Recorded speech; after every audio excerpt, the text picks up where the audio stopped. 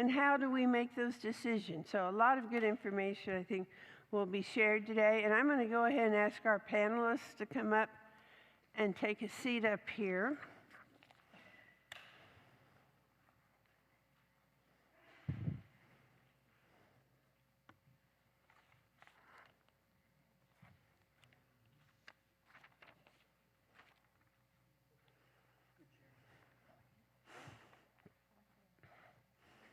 If you heard his comment, good chairs. Some of you, I don't remember what month it was, but we had, about scams and safety.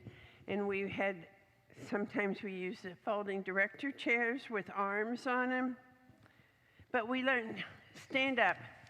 We learned that when these guys have these belts on with all this stuff, and I thought, my gosh, if they get that caught on the arm of the chair, is it going to discharge or whatever? So that's the reason he said, like these chairs. We did a last-minute change that month. That was, oh, surprise, surprise. Okay. Whoa.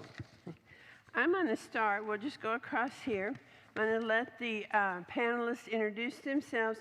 What they're going to do is a quick introduction of who they are, why they're here, and then we'll go back, and when we start our questions, we're going to do some general discussion about issues related to driving with seniors, and then find out along the way about resources and programs. Can I stand up? Yeah, go ahead and stand up. Good morning. My name is Megan Frazier. I'm an occupational therapist and a Texas driving instructor. I own Functional Stability and Mobility, as well as HD Driving School. Oh, sorry. What we do is we do driving evaluations for clients across the lifespan to help them determine whether or not they're still fit to drive. We also work with clients with medical conditions. We have adapted vehicles, so if someone's had a stroke, we can help them with spinner knobs, different types of adaptations to the vehicle so that they can continue to drive. Our program wants to encourage people to drive as long as possible, but then also make educated decisions on when it's time to retire from driving. Great. So a lot more information and we'll come back for. But we're glad. Megan's been on our panel before when we talked about aging in place because of her work with occupational therapy. And we've mentioned this area, but we're glad to be focusing on it. Stephanie. Yes, good morning. You know? Former school teacher here, so if you can't, I can definitely use my outside voice inside. Stephanie Featherstone, I'm a State Farm agent here in Georgetown. Started my agency in 2000. Wait, he's waving at us. How's that? Ooh, yes. Stephanie Featherstone. I'm a local State Farm insurance agent. I started my agency in 2008, and thank you for inviting me to this panel, especially for this specific title, because oftentimes in insurance, that is always the question. How does this relate to me continuing to drive? What is this going to do to my rates? What do I need to be doing? And so hopefully, I can assist with either myth busting or providing some clarity on what that looks like for you. So thank you for allowing me to be here. I just have to say a word too to thank Stephanie and Lori Anderson. For those of you in Sun City, if you're selling your home and you hear your realtor say, oh, we want to put your home on the Sun City Realtor Tour, Stephanie started this 15 years ago. Lori's a supporter of that, so thank these people providing that opportunity for us. And if you want to talk about Gonzaga basketball, talk to Stephanie. It's her daughter. She's not a basketball player, but strong supporter. Okay, Herb. Does this work? Yep. Good. Good morning, everybody. My name's Herb Hainlin. I'm a volunteer. I think everybody else is paid up here, but I'm not. But I'm a volunteer. I teach AARP driving safety. I teach it in Sun City, also the Baca Senior Center in Round Rock. My background is I retired from the Hartford after 31 years, but I worked in our home office. I was our fleet specialist. We had our own defensive driving program. We had 200 field people that I trained. So my background is working in multiple different types of fleets and fleets up to 1,500 units. So I've had a significant background in teaching defensive driving and working with drivers and telematics in the vehicles. So welcome. We don't do it in Georgetown, but we do it in Sun City again, and we do it on a monthly basis. We also do it in the Baca Center on a monthly basis, except during the summer there. Okay? And Hans and Linda right there want to say hi because they live in my neighborhood. So thank you, everybody. Take care. All right, thanks, Herb. So again, knowing those resources, and you'll get more information at Herb's table, and you'll hear from him along the way. Okay, Caesar, okay. Hello, nope. It's supposed to be, there we go. Officer Salinas with the Georgetown Police Department. I've been there about 13 years. We're here to talk safety and what officers look for. And if you have any questions, can I do this? Am I allowed to do that? Why people do certain things? If you see me with a blank stare once in a while, I'm still in shock because I have 2 teenagers on my insurance recently added. And I'm all about now safety. So, yeah, because my insurance rate went up 200%. So, yeah. So again, it just wake me up and I'll get out of the shock. All right. All right. Okay, thank you all very much for being here today. All right, some common questions that we'd like for you to address, and we'll just see who wants to speak to which ones. What are the most common issues related to driving a vehicle that you notice or deal with in your role, knowing you all are in all different capacities? But what are the most common issues you see as people are getting older? I know, Stephanie, you had volunteered on that when you want to speak. Is it? How about that? Happy day. Okay. I think the most common issue that we find are probably twofold. One, what are my rates going to be doing as I continue to drive? And then the other is characteristics of driving. And so oftentimes we think about, as Officer was saying here, Caesar was saying here, in terms of teen drivers, their inexperience as far as the behaviors go. So we look at that on the back nine of life, and it's not about the inexperience, it's often about the over experience. And so then we're looking at vision and depth perception and overcorrecting and those kinds of issues that actually impact the day-to-day driving experiences. And I always share this because I've never quite figured this out. Why the poles at the bank are cement when you're going through the teller driveway. And then you try to make that turn and all of a sudden, boom, and you're like, I don't know what happened. And the issue is the pole didn't move. So as a result, we always get that question. Why are my rates going up? I didn't mean to hit the pole. Nobody ever means to have an accident, and the pole didn't move. But it's that depth perception, or the perception and seeing it, us getting really comfortable. Driving becomes kind of the second nature to us, so we don't even really think about it. We just do it, and then all of a sudden, boom.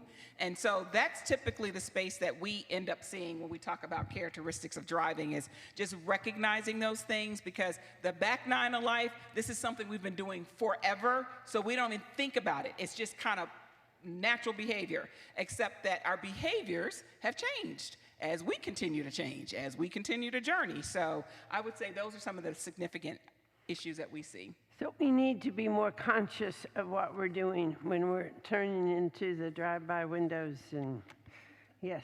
Yes, Okay. just as similar to what we tell new drivers, of that same sense of awareness. It's the same exact conversation we have on the back nine. It's the exact same awareness. It's just a little bit more challenging because we've been doing it for so long. So we think about it as second nature, and sometimes it's really not second nature as we're journeying through life. So. Okay. I was going to say, that's actually, as an occupational therapist who specializes in driving evaluations, to piggyback, that's exactly what we look at in the evaluations that we do. We look at cognition, so your ability to make really good, safe decisions. If you think of a left turn, right, across maybe University Avenue, you have to think about how fast is the car coming towards us, when is that light going to change, what lane do we need to turn into, do I have the strength to turn the wheel quickly, how is the ability to step between the brake and the gas pedal, so the strength and the coordination and the reaction time of your feet. And then, are you tired? How's your medication affecting you? That's just a left turn. Like, that's not everything else. That's only one left turn, and we do that all the time. So I think that's a really good point of, unfortunately, we get older, right? We're not the same people that we were. So comparing who we are in our 70s and our 80s and our 90s, we're not comparing ourselves to our 50-year-old selves anymore.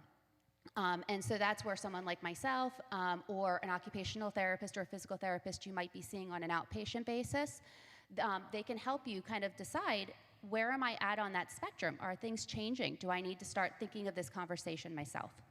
Okay. And we're going to hear more about that. Very good. Anybody else? I was just going to add to be mindful of other drivers, because with experience, you're more cautious. So on average, most of y'all tend to drive slower than the speed limit. Everybody else is 10, 50 miles above the speed limit. And going down DB Wood with one lane both ways, you get somebody tailgating you, and it could get a little dangerous sometimes. So just be mindful to, if there's room for them to go around you, let them do so. If you need to report something, go ahead and do it safely once you pull over to the side. But try not to engage with this road rage thing that's out there. People are not respectful anymore.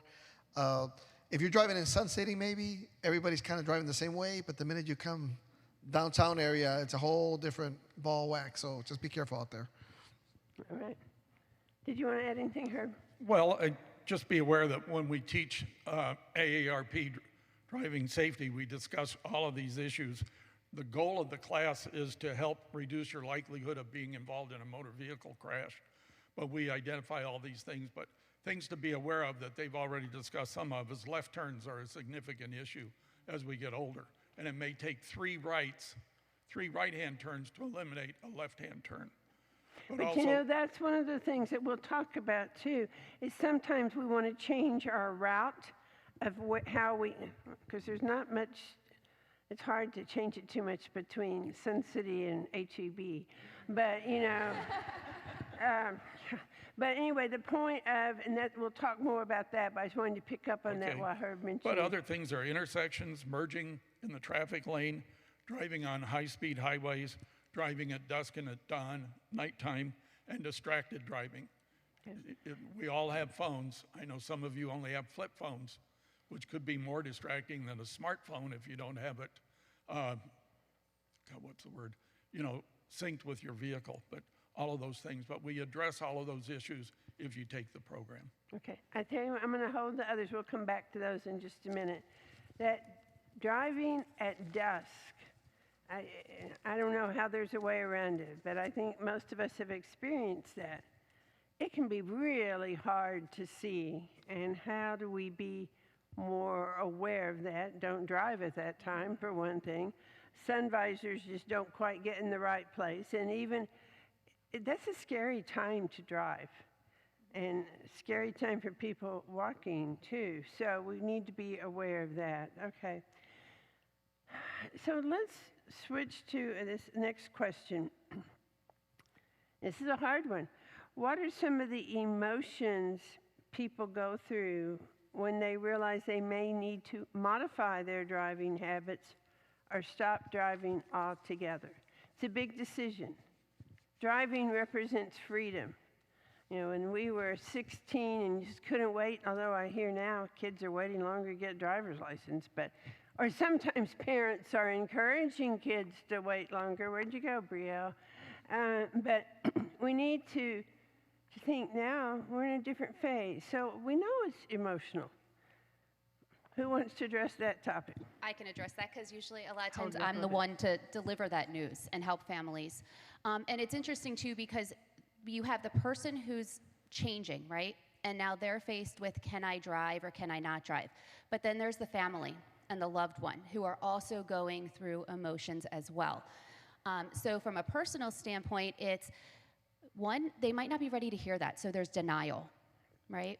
And then there might be some anger and fear, because a loss of spontaneity. If you can't get up and go when you want to, hey, I want to go get some ice cream down at HEB, and now you can't, you know, that feels like loss. There's anger to that. And then if it really comes to fruition at that time that you can't drive anymore, there's a lot of anger and loss. But from the family standpoint, there's fear because they don't want their loved one to hurt someone. And then they're afraid of the liability of it, right? And there's trepidation and anxiety because they don't know how to have that conversation. So there is a lot wrapped up in that. It is the person that it's facing, but then also their loved ones as well. Yeah, the conversations can be hard. Anybody else want to add to that? I was just going to say, as an insurance agent, that is often where I find myself with the family and said driver. And I'm thinking, it's interesting that I am the one in the position to start having this conversation. And so oftentimes it's because of the driving record. We go from 0 accidents for 30, 40 years, and then in a matter of a year, there's been 3 or 4.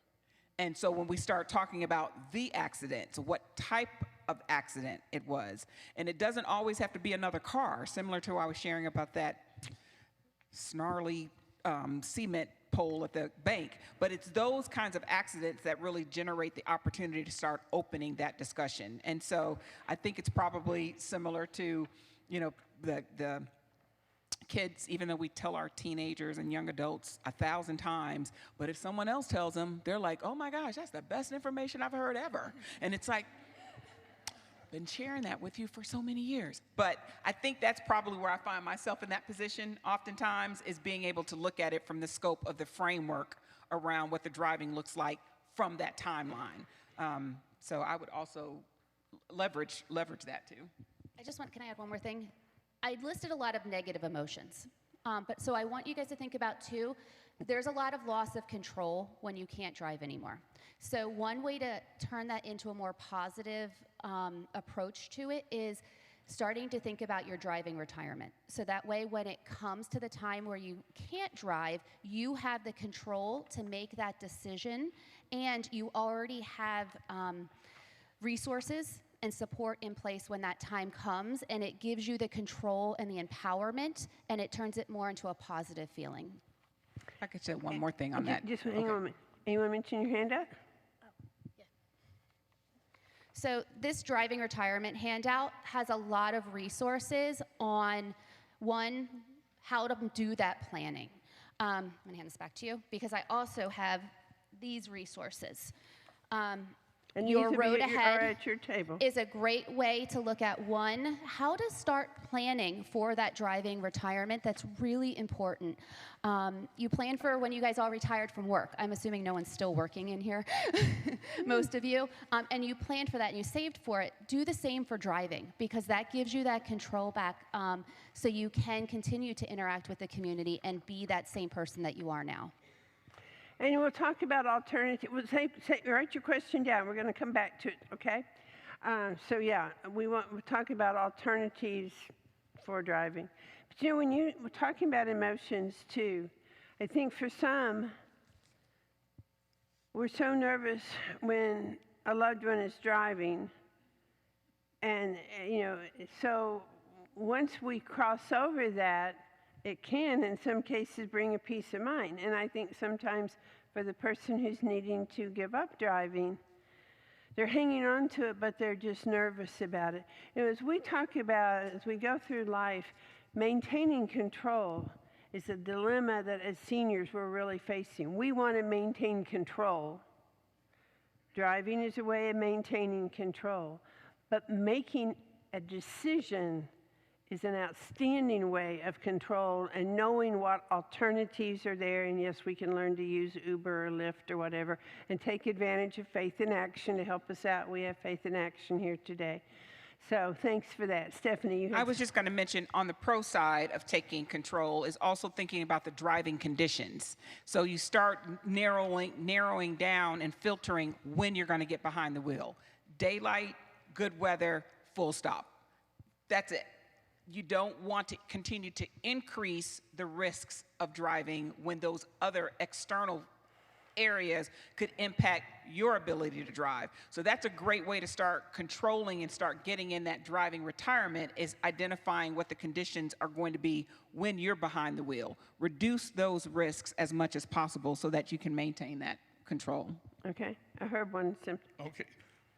hopefully you guys are going to provide some websites. I provided some website information from the Hartford, who has partnered with AARP, but they really have some good handouts. The handouts, and they're more than just that, but there's one called We Need to Talk, when you have to have that conversation with that driver, but also through that website you can sign up through AARP to get a We Need to Talk online seminar. It's a 60-minute seminar that you can take through AARP. And we It's do free. have that. Is that in their handout today or the follow-up?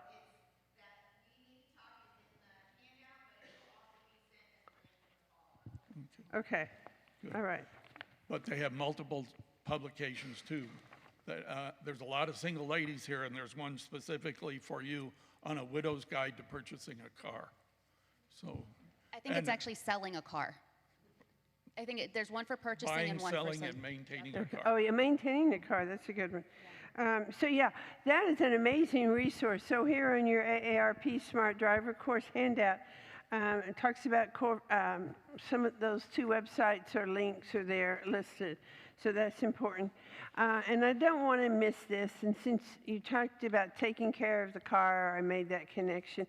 When you visit over to Golden Home Management, I forgot to mention one of their handouts last month.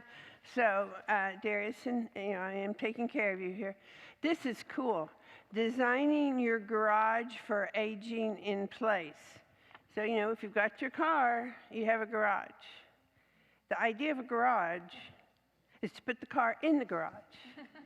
Unless you're like some of us who have your garage filled with other toys and stuff. So it looks like our home maintenance group can have some good suggestions for you. We could give you a real challenge. Come organize our garage. And then my husband's not here today, so I can say that. Okay. All right. Let's skip over now to this one. Let's hear from law enforcement. Okay. This is something that many of us deal with in the back of our minds, but we don't want to acknowledge it. What if someone gets lost? So how do you deal with people getting lost due to cognitive impairments, accidents, fender bender? How do you deal with the issues that as seniors we might face from the law enforcement? Well, unfortunately, we do deal with that a lot. We had a lady not so long ago leave Houston area, ended up in Georgetown. She still thought she was in the Houston area. Having a smartphone, if you have contacts, that's someone we could call to figure out where you live. Obviously, if you have your car registered the way it's supposed to be, we could find out where you live. Because a lot of times if you get lost, I've had sometimes we're like, well, where do you live? They don't even know their address, so that gets a little scary. But like you said, if you're involved in a crash, it'd be good to have contacts that will more than likely answer the phone. We'll handle that for you. We'll get you off the road safely. We have a great fire department also that helps out a lot, and we'll contact family or friends, somebody who could come to the scene and help you that way. Or you could pull into the police department and say, hey, I'm lost, I need help. Again, we could pull up your license plate, insurance information, address, contacts. We could do that for you. I don't know, I can't think of anything else. Oh, the Smart 911. We do have where you could register for Smart 911. So our dispatchers, when they run your license plate or your name, you put the information you want us to have, whether it be medication, maybe medical conditions you have, important contacts that we could contact ourselves. Actually, I think when we run insurance, sometimes we'll have emergency contacts on there also. So through Smart 911, whatever information you want to provide that you think would be helpful, it'll save time. That way it's on there and our dispatchers could give it to us over the radio. So you have information about that on your table? Yes, we do. Okay, We have great. the flyers and things with the information for Smart 911. Okay, you'll want to check that out. Thank you. The other law, too, is the Allen Samuels Communication Disorders Law that someone can apply for. It was initially meant for people with autism, but it's great. I know someone shared here that they had Parkinson's disease. So if you have any sort of communication impairment, that is something that you can when you go into the the DPS office, you can bring in a paper, and that will flag as well. I've never actually seen it done, but I do know that that is a law. So if you have, maybe after a stroke or Parkinson's disease, if you have some difficulty communicating, there is some information out there. Just let me know afterwards and I can help you. The other thing is the silver alert. My father has dementia, and I looked into this because before he was willing to give up his license, we needed to see what that looked like. In order to have a silver alert put out for someone, you have to already be diagnosed with a cognitive impairment. So if your loved one or someone you know does not already have that diagnosis, they won't even qualify for the silver alert. So just kind of keep that in the back of your mind, that it's not automatically issued if someone gets lost. There has to be a reason behind it. And we can put some of those links or whatever in our follow-up too, so that's good. Because we hear those where an accident or something happens or someone stopped, and if you have limited communication, it can lead to challenges. So I see we're going to get some information about that particular program there. Okay, so let's go ahead we've talked about challenges, we've said there are resources here. Let's focus in more about being proactive. How can we continue? We've given some things about looking at our drive, when we drive, be careful of left turns.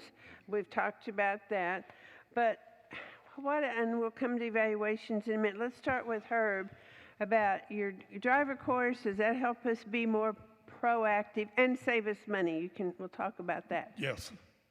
But the one thing I want to point out, if you do attend the AARP driving safety class, all the different insurance carriers are different. So you need to go to them to see if you're going to get a discount. Now, I would sell you on taking the class like when I teach it, I'm not here for you to get a discount. I'm for you to help you to avoid collisions and improve your driving. And then that's secondary to get that insurance discount. But no, it just goes through all the proactive things. And, how many of you have taken a defensive driving class in the last 5 years? Not that many. So, what you should consider that. And I can tell you, majority of insurance carriers do provide a discount. And when they say, here we go, Stephanie, you help me out. You got to realize that when they say a 10% discount, it's not across the board discount. It's only on a portion of that premium. You want to explain Correct. that? And 10% is very lofty. Yeah, But yes, and it is very lofty. Again, the main purpose is for safety. But the issue is it costs you, if you're a member of AARP, $20 to go through the class, $25 if you're not. I know I have my insurance with the Hartford. I get that return in the first year, and then I get the discount 2 more years. So it's 3 years total, so I get a return on my investment on going through the class. But in the class, you'll give people tips on being more proactive about safety and... Yes. Okay. I mean, we can go into it, but we make you aware of left turns, intersections, merging with other traffic, driving on highways, driving at dusk and at dawn. And from my background, I emphasize the certain parts that really pertain to older drivers and having you understand. A big thing that you're hearing more and more of, when my dad died in '96, my mom lived in Las Vegas, and the carjacking was a huge issue. What's raising your ugly head is carjacking. It's really coming back, isn't it? Yes, we're having, what do you call it when they follow you from the bank? I forget the word. Jugging.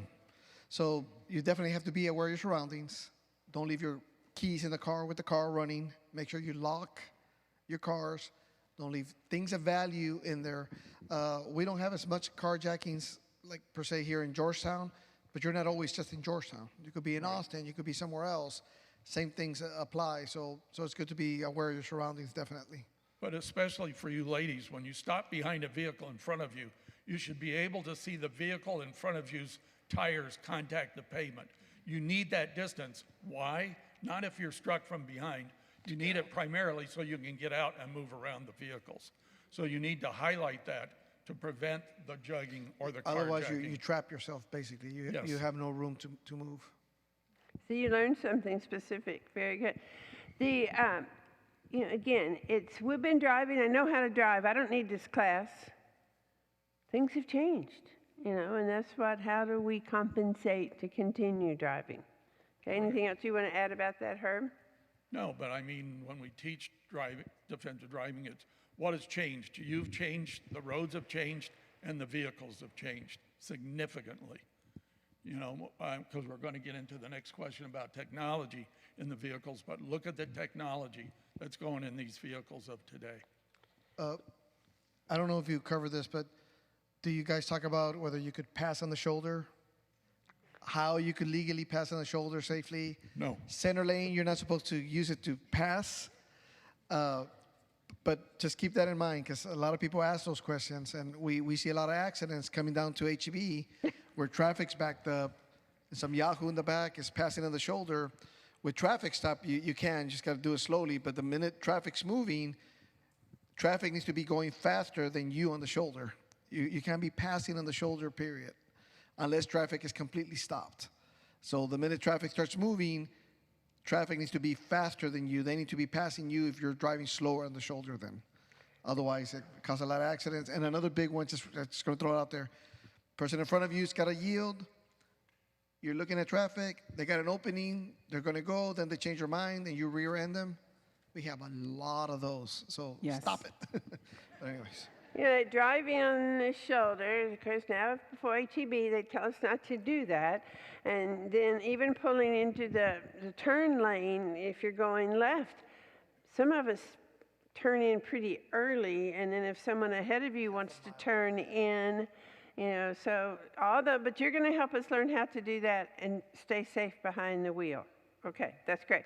And we'll come back for some more, but I want to go ahead now to the driver evaluation, more about that, but also the support that can be provided. And then you can speak a little bit to St. David's program. Okay, go ahead. I do want to add one thing. Exercise is the one thing across the board that has been shown to help cognition and your body, right? So if there's one thing you can do to help stay fit, is do some exercise. It can be a walk, you could go swimming. So that's all I'm going to say about that. Love physical therapists, love occupational therapists, stay healthy and exercise, and that's going to affect everything. As far as a comprehensive driving evaluation, there's multiple programs across the state that can do that. There's ones that are hospital-based, like St. David's in Austin and downtown. There is a hospital-based one in Dallas, and then there's home-based ones. Our company is home-based.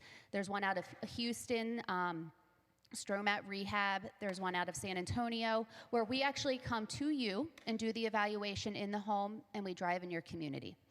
What that evaluation looks at is we look at vision, we look at cognition, and we look at physically how are you doing. And that gives us an idea of, hey, where are you at? Has there been any changes in your body and your mind that could impact your driving? And what are your medical conditions? Are your medical conditions impacting your ability to be a safe driver? And then we go out for a drive, whether it's the home-based one or the hospital-based one. We take you for a drive, typically for about 45 minutes, and we see if there's any changes. Most of us are Texas driving instructors. We have driving schools, so we know what the DPS is looking for. And we want to know, are you safe? Are you safe for yourself, and are you safe for everyone else? Are you breaking laws? Are you going to get pulled over? Are you speeding? Or are you going so far below the speed limit that you're now a danger to someone else? And then at the very end, we talk about, okay, well, how did you do? And what are some changes that we're going to implement? It could be not driving at night. It could be staying off of Williams Drive at rush hour. Right? Rush hour. I don't like doing that, and I own a driving school. I hate it. So it's looking at those changes because we want you to drive. We want you to be independent. And then, of course, the other end of that spectrum is driving retirement. The courses are great to help maintain and refresh. You know, when you guys started driving in Texas, gosh, it was such a different place, right? It is Open totally roads. different now, even in the last 5 years. Georgetown 5 years ago and Georgetown today, God, you couldn't even compare pictures side by side, right? So taking these courses and refreshing and remembering, oh, I didn't even know that. For me, I can tell you, most of the clients I see stop past that solid white line on the ground. There is a reason for And it. there's a reason for it. So part of what I do is education of, hey, remember all these things that you learned in driver's ed? Let's get rid of your bad habits. Because we all have them, and just bringing that to the forefront, because over time, our habits kick in and we forget about these things that we learned. You know, and so for some people, the driving evaluation, who, you know, and now yours is, okay. For St. David's, you have to be referred, have a medical referral, correct? All the programs have to have a medical referral, except if it's done by an occupational therapist, we can see you without a referral. But if we're going to do any in-car training with you, then we need the doctor's referral. It's same if you were to go see an outpatient physical or occupational therapist because you have leg pain. We can do the evaluation without the referral, but once the referral happens, we have to have an order. That's the simple answer. So one of the things I want to stress about the evaluations, sometimes it can be, if you know people have concerns about your driving, well, let's do this, and they may say, no, this person, they're fit to drive with these little tips that will help us, you know, stay off of Williams Drive at rush hour, which is all day, but, you know, in the dusk and dawn. So there are tips that can help people drive The longer. other thing is, I was going to add to that, is just so everyone knows, the only entity that can actually take away your license is the DPS. Okay, they're the only place that can do that. However, you could be referred to the medical advisory board if you have a medical condition or if someone in the community is concerned about your driving safety. So there are different entities that could potentially get involved if there's concerns. Okay, good. I want to jump to Herb mentioned, and we won't get into all the specifics, but there are the vehicle adaptation technology that can help people drive. Yes.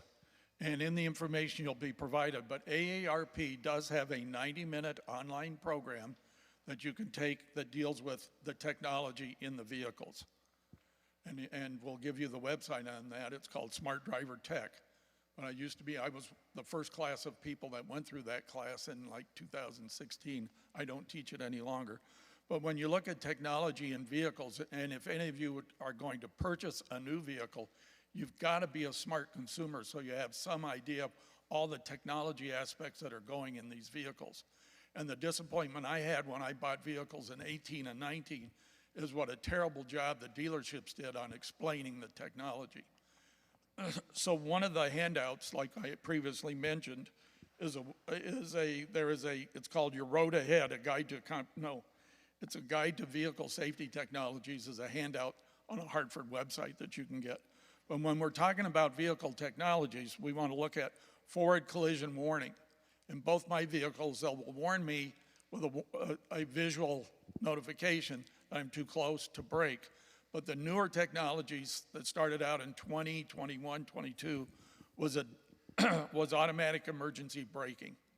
Wonderful feature and how much it reduces rear-end collisions, but it'll stop the vehicle for you. You see the commercials on TVs. Also, it will stop the vehicle if you're backing and there's something behind you, it will automatically stop the vehicle. On those alerts too, the thing that I do have a new car, and I don't know how to use all the technology, but I do know if I'm especially pulling in the garage, which is a challenge, but anyway, for a variety of reasons, and I'm getting all these warning signs because I'm too close. Well, I know I'm too close, but I have no, we know there's enough. But I watched myself, and I bet other people are pulling to a parking place, favorite places here in town, and your warning signs, sounds go off, and then you get all nervous about what's happening. So we have to learn how to work with this. Well, you got to learn what they are, but adaptive cruise control is another wonderful feature. That actually, if you learn what a space cushion is, and in Texas the law now is 4-second space cushion, AARP is teaching that on your following distance, but it avoids the rear-end collisions, and you can really keep it. But if your vehicle's in adaptive cruise control, it's doing it for you. Now, they're the backup cameras. I mean, what a godsend backup cameras are. And the reverse monitoring systems where they actually point to you the direction of a pedestrian or vehicle's coming to. And then if you add the latest technology, the automatic emergency braking, the vehicle will stop for you. So, but it's just having those cameras. But it adds another issue. We just went through all this bad weather. For whatever cameras you got on your vehicle, whether they're under your rear view mirrors, in the front of your vehicle, and in the back of your vehicle, you got to keep them clean. So just a little wet and clean those off because they do get dirty. But another thing is blind spot warnings, you know, that are either in your rear view mirrors or the cross member columns of your vehicles that tell you that there's a vehicle along the side of you. Smart headlights.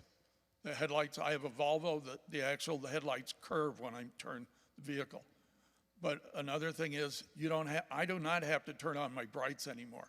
Both vehicles do it for me, and they dim for me. So that's a good one. Okay, I'm going to hang on for just a minute. You kind of piqued our curiosity. There'll be a lot more people could visit with you about that. And I want to get to one other part here, and I'm going to ask any of you who can help us with this one. Okay, so if I've given up my driver's license, and that was one thing we were going to stress. If you're in this situation and you give up your driver's license, please don't just shred it and not have anything in place. We were getting ready to sell a house, and she needed to show her photo ID. Usually we do driver's license. You need to show your driver's license for closing. Oh, I don't have a driver's license. Well, because they told me I can't drive, so I got mad, so I cut it up. Well, what about a photo ID? I don't have one. So, you know, if you can trade your driver's license for a state-issued photo ID, you just need to do that. Common sense, but sometimes we forget that. But what I do want us to talk about is, if I'm not driving, now how do I get around? I mean, we have neighbors, we have family, we have church people, and so on. We have Faith in Action. Where's our Faith in Action group? Back in the back there. They'll be over at their table, because there you can register with Faith in Action for rides, especially for medical appointments and necessities, and they have some other social kinds of things. So find out about and also, if you are safely driving, they can probably still use volunteers too. So that could be a place to check with. I was going to say the police department could give you a ride if you break the law straight to the jail. I mean, it is downtown. And can I make just one more point real quick? We're talking about technology and things, and I know we're getting older and we have some limitations. But that aside, sometimes some people are just bad drivers. I mean, some people, with the beeping technology and knowing their limitations, some people just make sure you're not one of them. We could be jerks when we're driving. So don't blame it on the age or the car doesn't have technology. Just keep in mind, we want to be courteous and we want to be safe out there, okay? Just a reminder. And we'll talk a lot about that during this year, but it's not just a matter of age. It's not some colleagues of mine who were doing similar programs around the country, they were saying, well, you know, kind of 80 seems to be that point. Stephanie just pointed out to me on their research, it's really more like 75. I personally did not like that. That's getting too close. But the point is, I know 90-year-olds who are better drivers than some 60-year-olds. And so we talk a lot about it's stage, not age. So I don't want us to think, oh, I'm 73, I'm old. Well, I could be, I let my mindset be that way. But how can we be engaged? And that's what we're trying to support people. And we talk about generalities in age, but we know it varies a lot. And if I could just offer one additional point on that point as well, is when you're thinking about your rates, because I think I probably was asked that question about 5 times when I was over there. It's not a direct absolute that age equates to this in my rates. It's not that simple. When Herb talked about all of this technology that's fantastic in the car is now a computer. And so as soon as we hit that telephone, hit that little cement deal at the bank, or we hit the curb, or we accidentally hit the person in front of us, all of that is now addressed with how do we fix it? And so now we're not fixing just a simple bumper. He mentioned all of that technology. Your car is now a computer. It's no longer just a vehicle. So when we talk about absolutes in terms of age impacting my rates, never that simple. So that is never, ever, ever that simple when it comes to what you're seeing as far as your rates go in that space. Okay. So back to also about alternatives if we need transportation. So we have, and some of you use it all the time or know people, Uber, Lyft. Some of us don't. We might want to learn how to do that. And anybody want to comment? Okay, Megan. I just wanted to point out in this handout, they actually make a handout for you where it says circle of support. And they have it numbered. Who's your first call? Who's your second call? Who's your third call? I work better when I have something like paper and pencil. So Hartford did a great job to really put this down on paper for you so that in a time of emergency, you can just pick it out and say, oh, I've already worked through this. I have my circle of support of who we're going to use, Faith in Action, a friend, a family member. And by the way, I actually just let a woman know last week, she was 98 years old, that she was fit to drive. We're readdressing in 6 months. That's right. But kudos to her for calling us and saying, hey, I'm 98 years old. I've had some medical stuff going on. Can you come and go for a ride with me? And it was here in Georgetown. So we don't do ageism, right? We are wanting to support people to be independent regardless of their age if it's appropriate. Talk about being proactive. She called to verify. Yay. We need to have her on the panel. 98, you Virginia? guys. 98. Amazing. That's a role model for some of us. Can I bring up one point? Yeah. The last couple of years I've been teaching AARP, the question I have, do you know what an emergency response system is in your vehicle? All the new vehicles have it. It's a push button up by your rearview mirror. It's, you know, the old OnStar commercial, or Acura Link, or Honda Link, or Volvo on call. You all have it. But the question I ask people is, have you ever pushed the button to see if it works? And I get a blank stare. So I challenge you on your way home today is to look for that button and push it and see if somebody responds. Because if you get in an emergency and you don't have a cell phone or that will connect you to help. Now, this will be an interesting challenge, Herb. I'm glad the police department's here. We've warned you. I don't know if you all get notice or not. But so if we have 60 It doesn't go directly to the police department. It goes to a switchboard. So if we have 60 or 70 people, as you're pulling out today, don't all be pushing your button at the same time. Now, we should have put this on an action step. We didn't know about it, but now you do know. And, you know, but some of us are, oh my goodness, look at all these police officers. And how many police cars are out there? We didn't ask them to park away in case they need to make a fast getaway. But some of us are going to be a little self-conscious about our driving. The law enforcement here, we have driving instructors here, you know, so anyway. I want to open this up, but first, any burning issues that you wanted to address that we need to cover before we see? And I'm sorry, I know you had a question. Maybe we answer. What was your question? Oh, mic runners. We need our mic runners. Josie, and here, Josie. We're going to take away 2 mics. Ashley's going to come get one. Then you all are going to be sharing mics up here. Josie Zamora, Care Partners to Caregivers. Yay. Ash Biss, Come for Care is a mic runner today. We appreciate you. Okay, right up here, Josie. Second row, right there. I just wanted to strongly suggest that my first husband had a brain hemorrhage and a stroke, and he was not aware that he wasn't able to drive. But he was very adamant that he wanted to drive. And I did not want to be the one to tell him that he could not drive. So I enlisted a driving school to take him out and drive with him. And she would be the one to tell him, no, you're not safe driving. And it really worked very well because he got on the freeway and totally had a panic attack. And so, you know, it was much better that way than me telling him, no, you can't drive.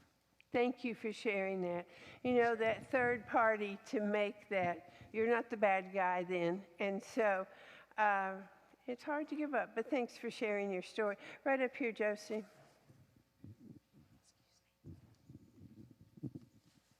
Another very good resource for when you can't drive is Go Geo. Okay. I don't know how many people know about it. And you say, so Go Geo, we did have it as a continuous bus service. That's gone away. But there are, okay, can anybody, please, does anybody have I meant to get information about Go Geos. I used it. Okay. And it's wonderful. You call a certain number. Okay, so this was not the bus ride. This is where you call and make arrangements. You make your own arrangements, and you register with them, which is very simple. You just give them your name, address, so forth. It's 65 and older, or if you have any kind of physical disability, and then you call another number to set an appointment, and they will pick you up at whatever time you say, and then they'll come get you later. And it's fantastic. Okay, Go Geo. I think it's in our resource list at the front of your binder. So in the front of your binder that Virginia just mentioned, there are resources, and one is under transportation. And so there's phone numbers for Go Geo, for Faith in Action, and others that can help you. And Virginia didn't mention this, but if you live in a community like the Oscar, Delaney, whatever, they have transportation services within their communities as well. So if you're considering, now I'm not driving, that might be another reason for you to consider, community living, because transportation is provided. And Brielle, thanks for mentioning that. Just like when Megan mentioned that page in there where lists who your driving backup plans would be, this is a tremendous resource at the front of your binder. So we have in here, thanks to Brielle, both a local resource guide. We try to keep it up to date. Thank you for reminding us, and it does have Go Geo in there. But then also we have, my important contacts, and this is, I encourage you, wherever you are, it's not just related to driving, but of course I know who my doctor is. I don't need to put that in here. I don't know who my pharmacy is, but if something were to happen to you, somebody may not know who to call. So that's what we want. This would be a really good resource for you. I remember a few years ago when somebody was telling me this was so helpful when my husband needed assistance. So we hope you'll use the resources there. Other question? Oh, okay, yes, go ahead. I'm sorry, I forgot to add that on Go Geo, it's $2 for a ride. And that's within the city of Georgetown, pretty much the city limits. But you can make arrangements for another ride to go like to Round Rock or Austin. So call. So check out the possibilities there, okay? Other question? Priscilla?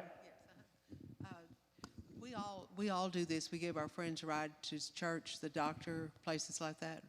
What are we liable for, insurance-wise, or?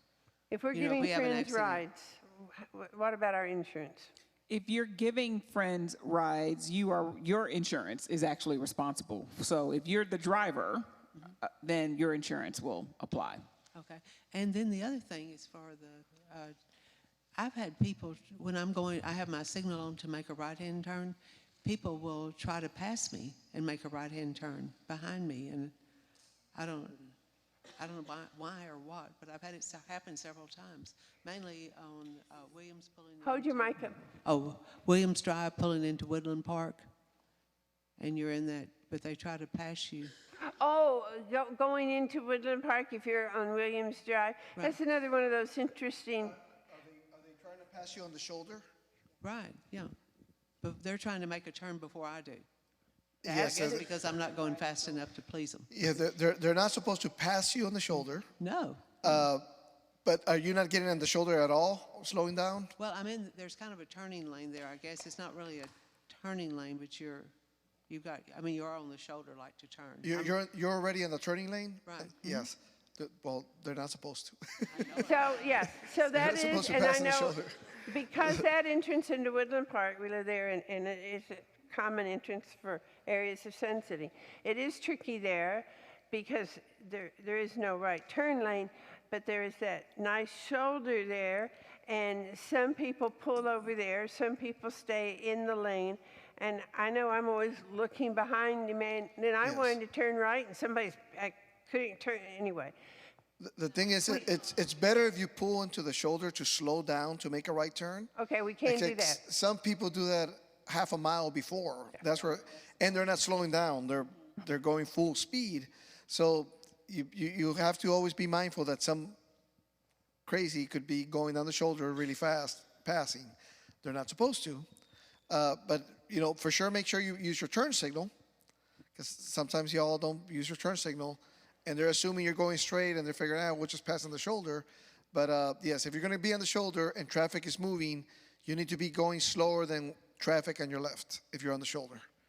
So the did you want point to say would be something, to Lieutenant? make that I covered it, yeah. we make that a turn lane and go ahead and move over, but not way ahead. Some of us have our own little markers there where we move over, but okay. Other questions? And we want those people to be educated. That's what we need. Okay, back there. I don't really have a question, but I do have a follow-up statement about the SOS button. I was trying to go to a women's convention in Seattle, and following the lady in the box, the GPS gal, we used to call her my gypsy, but she had me going wrong directions and on streets that were totally under construction, and I was very lost. And my daughter was in the car, and she says, push the SOS button. I did, and somebody came on immediately, and that nice young man directed us right to the convention. So not only is it when you're in trouble, well, I was in trouble. I was lost, I was panicking. My daughter says, calm down, Mom, calm down. But that SOS button really came in handy for just that simple little thing. Good point. By the way, another, not pet peeve, but another dangerous one, and it causes road rage. Since you mentioned you got lost and you panicked a little bit, if you miss your turn, don't block your lane of traffic because you want to merge into a left turning lane, because when the light turns green, you're just blocking your lane because you missed your turn. Go past your turn, make a few left turns or right turns if you have to, but do not do that. So in other words, if you're coming up DB Wood, you know how you go past the police station going towards Williams? There's 2 left turn lanes, right? The other 2 lanes go straight, and then right at Williams, you have 1 right turn lane. So if you're in the going straight lanes and you miss your left turn, don't block traffic because hoping somebody will let you cut in, because the person behind you is going to get road raged, or they're going to go around you not paying attention, and we get crashes there all the time. But which, by the way, when I go where the Whataburger is, HEB, all that, I just do this. I don't want to see. It is dangerous out there. People go across 4 lanes of traffic, left turns, right turns, or whatever. If it's better, like he mentioned, go past it, turn somewhere else. It might take you an extra 2-3 minutes. That way you could come in a safer way, do that. Even me in a patrol car, which people are supposed to be like, oh, there's a cop there, let him go through. I'd rather go a longer way and make a safer left turn or right turn somewhere else. We have a little bit extra 2-3 minutes. You could do that. That was it.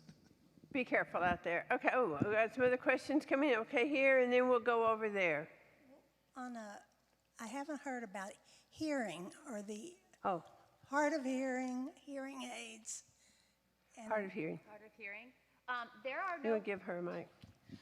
As far as I'm aware of, there are not any laws that preclude you from driving if you are hard of hearing. For instance, I also teach younger drivers how to drive, and I actually have a student who's completely deaf right now, and we use a sign language translator to learn how to drive. So there's nothing precluding you from driving, but you have to be more aware of what's going on around you, because you're not going to necessarily hear someone honking at you. Which could be good. Which but- could be good. Or if you start to drift off, you're not going to necessarily hear the rumble strip. You might have to feel it. So your other senses, if you're having other changes in other places, that might be a time to start thinking about, how am I compensating for this? But if it's just hearing, there's nothing by law that precludes you from driving. I don't know if that was the point, but yeah. Yeah, if you're not near your car and you're panicked, get a pocket alarm. Oh, okay. Oh, okay, on your car. Okay. You'll get lots of attention then, won't you? Okay, good. I saw another, oh, Darius? Yes. So I am not a senior, obviously. But we'll let you speak, you're a partner. Thank you. And so developing good practices to teach my two daughters how to drive later when they get to that point. What is, and I guess this is a question for all of you, but what is a good amount of time to turn your turn signal on? So we also see people who have their turn signal on for half an hour before they actually make a full turn. Well, but by law, it's 100 feet continuously, changing lanes, making a right turn. But if traffic's doing 55 miles per hour, 100 feet is not going to be enough, especially because people aren't 3-4 seconds behind you. They're a tenth of a second behind you. So I like to use it with enough time. That way everybody gets to see it. But by law, it's 100 continuous feet for using your turn signal. But I recommend 200, 300, 400 feet, depending on how fast traffic is going. Just I know keep that in sometimes we're following these people with a right turn signal in particular. Okay, well, we passed that intersection. We passed that, and anyway, okay. See, right here. Here comes Ash. I just wanted to make a comment about Smart 911, the greatest thing I ever discovered 9 years ago. Everybody here needs to know about that. And not only do you can put on a list of your medications, but you also put on there if you have animals in your house. Smart 911 has a floor plan of my house in case I have an accident in the shower. When they come in, they know exactly where I am because they have the floor plan of my house. And I also have I learned to put a lockbox on the back through Smart 911. They have my code for all 4 doors. So if anything happens to me, and something did, I did have an invasion during COVID, and Georgetown police were right on the spot. But I felt safe because I knew they had all my information on Smart 911. They knew where all my lock boxes were, my doors, my floor plan. So everybody here should register. So register for Smart 911. There's a brochure out here. Vanna White Riel is showing it to us. So, and the point made about the locks, I don't know if you all have information over there today, but the Knox box that you can put out, so emergency responders. Yeah, the Knox box is through the fire department. Oh, that's through the fire department. Okay. And we'll get we'll probably let's put a link about that in our follow-up. So people could come into your house. I mean, appropriate people. But, I was going to say, but without breaking the door down. exactly. That's it. We'll get to you, so don't worry. I mean, we're going to get to you, but we don't want to destroy your property. So. Okay. All right. Oh, back there, and then we're going to need to wrap up. But yeah, somebody. So she's going back there. Then Ash, I'll let you come over here. Josie, back there in the back row. I had a question for Lieutenant Matthew. What is your opinion about when you're driving to keep your doors locked? Also, you said that in Georgetown we don't have that much of an issue with carjacking, but as a pre-safety issue, would you recommend it? But also keeping in mind that if a senior has an accident and your doors are locked and you're confused because of the accident, people may not be able to get to you. What's your opinion about that? For actually most cars, most modern cars, the minute you put it in drive, it automatically locks the doors. Yours doesn't. I mean, nothing wrong with, I guess, driving with your car unlocked. But again, if we have to get to you, we could break a window. We could open your car. We're going to get to you if we have to. All we have to do is break a window. I mean, but we'll get to you. You're talking if you're like pinned in a car accident or something, or.